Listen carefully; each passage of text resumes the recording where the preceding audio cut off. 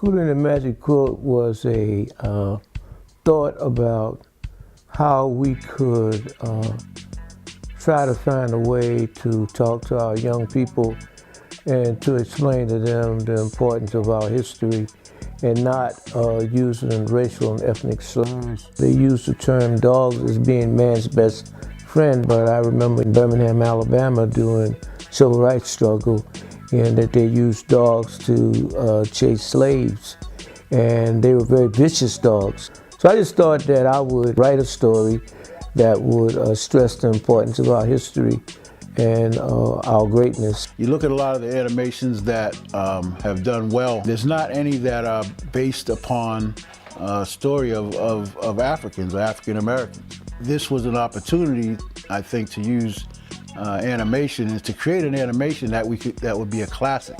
A lot of challenges for this young boy, man, because he really doesn't know anything, man, and he's confronted by this girl, and right away, everything that he's talking about is null and void. She doesn't know anything he's talking about. He likes her, but he can't communicate with her, so he's got to learn how to communicate with her. His grandmother is as an antidote to everything he thought that he knew, right? So now, to be a part of a learning process, I mean, the audience, that's thrilling. And then the characters are very colorful, especially the one that comes in later called Oba. This is a character, man, that has companions. His companions are falcons. There is many things that we can do in animation to bring those birds to life, give them personalities that perhaps you can't do in a live action film. We can really play with different aspects of animation, whereas if you were to go with a live action, I don't think it would have the same impact. I'm really looking forward to creating the world that these characters exist in. Bringing characters that you can relate to into a story that's so important is really going to be a fantastic challenge and very rewarding. We have a wealth of talent here. A lot of animation is based on technology. Being in Boston and being surrounded by all these different schools, I think we have a wealth of resources to draw on. What this trailer and this proof of concept that we're developing is going to do is help us get to the table with these investors and make these presentations with people who will be able to make this happen.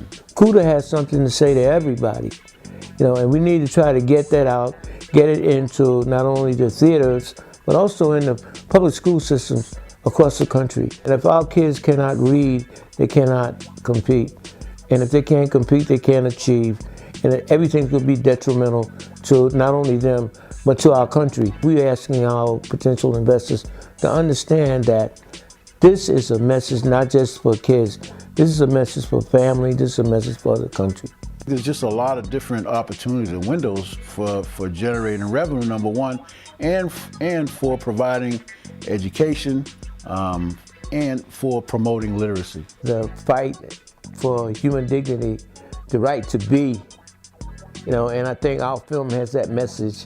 And I think that these are the times now that we need to hear about love, unity, struggle, and triumph over adversities. And that's all the themes that are in this movie, Coota and the Magic Quilt.